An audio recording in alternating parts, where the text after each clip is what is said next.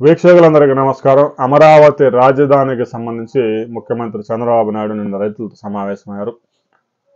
రైతులు ఏదైతే కోరుకున్నారో గడిచిన నెల రోజులుగా ముఖ్యమంత్రి తమ సమావేశం ఏర్పాటు చేయండి, మా బాధలు చెప్పుకోవాలి, అమరావతిలో చాలా సమస్యలు అలాగనే ఉండిపోతా ఉన్నాయి. కూటమి ప్రభుత్వం అధికారంలోకి వచ్చిన 17 నెలల తర్వాత కూడా అసైన్డ్ భూములకు సంబంధించి కానీ, జరీబు భూములకు సంబంధించి కానీ, ఒక గ్రామానికి చెందిన రైతులు ఆ గ్రామ పరిధిలో కాకుండా భూమిని రిటర్నబుల్ ఫ్లాట్స్ మరింత దూర ప్రాంతాల్లో ఇవ్వడం కానీ ఇలాంటి సమస్యలు అనేకం ఉన్నాయి. ఇంకా 9,000 మందికి ఫ్లాట్స్ రిజిస్ట్రేషన్లే జరగలేదు. ఇలా 14 సమస్యలు, ప్రధాన సమస్యలు ప్రస్తావిస్తూ అమరావతి రైతుల జేఏసీ ఇప్పటికే మంత్రి నారాయణకి, సిఆర్డీఏ కమిషనర్ కన్నబాబుకి వినతి పత్రాలు ఇచ్చారు.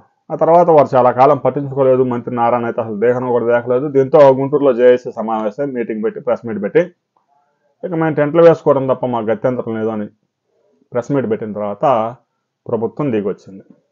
ఆల్రెడీ సిఆర్డీఏ కార్యాలయం ప్రారంభం సమయంలో 3 కీలక నేతలతో త్రిసభ్య కమిటీని కూడా వేశారు.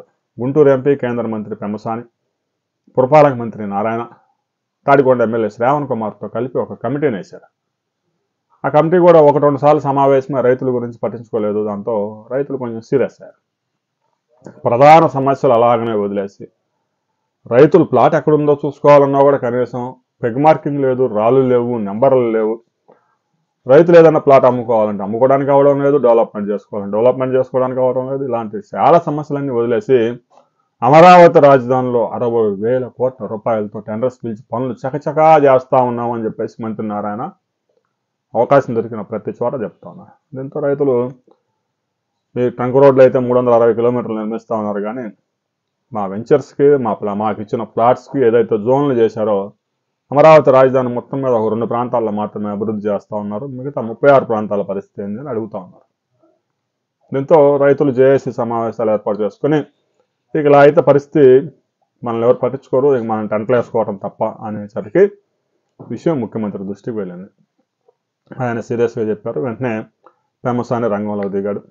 6 నెలల్లో దాదాపుగా 14 సమస్యల్లో చాలా వరకు పరిష్కరిస్తామని చెప్పారు. సరే, ఇంకా రైతులు కూడా ఈ 6 నెలలు చేయగలిగింది ఏం లేదు. తాజాగా ముఖ్యమంత్రి కూడా రైతులతో నిన్న సమావేశమయ్యారు.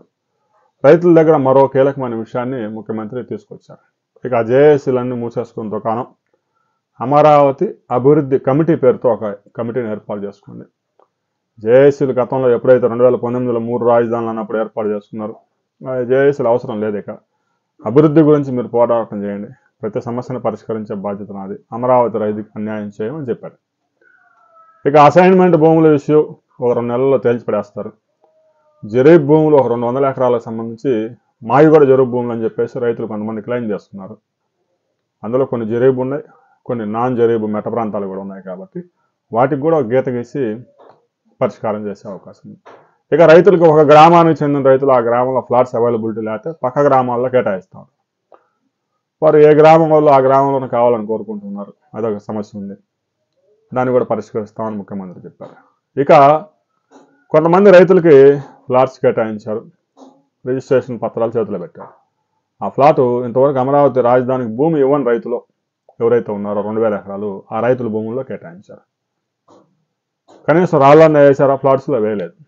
ఆ భూమి ఇవ్వని రైతు చేతిలో ఉంది. నోటీసులు ఇవ్వాలా, రైతులకు అందించాలా, వారికి కొంత గడువు ఇవ్వాలి, వారిలోపు హైకోర్టుకు వెళ్తారు, పక్కనే ఉందిగా. అవన్నీ కేసులన్నీ పరిష్కారం కాకముందే భూమి ఇవ్వని ప్రాంతాల్లో కూడా రైతులకి ప్లాట్స్ కేటాయించడం కూడా పెద్ద వివాదానికి దారితీసింది.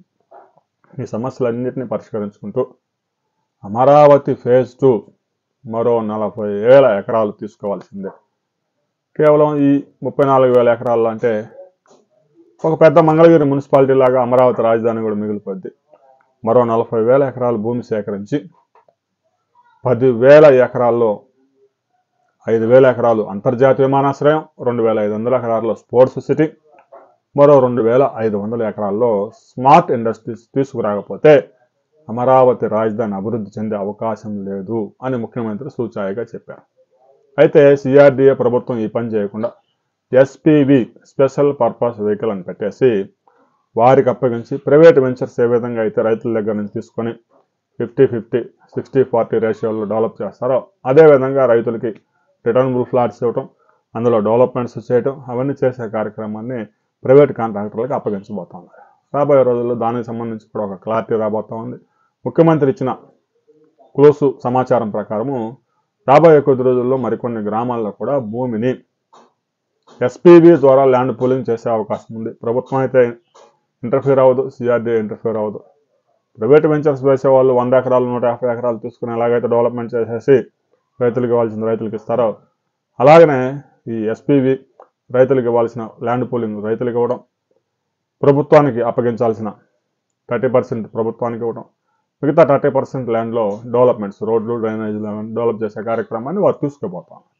ఏ గ్రామాల్లో భూమి ల్యాండ్ పూలింగ్ చేయబోతా ఉన్నారు ఆ వివరాలతో రాబోయే కొద్ది రోజుల్లో ప్రభుత్వం నుంచి కూడా ఇంకా కొంత క్లారిటీ రాబోతా ఉంది. ఆ తర్వాత మరిన్ని వివరాలతో మరో వీడియోలో మనం కలుసుకుందాం.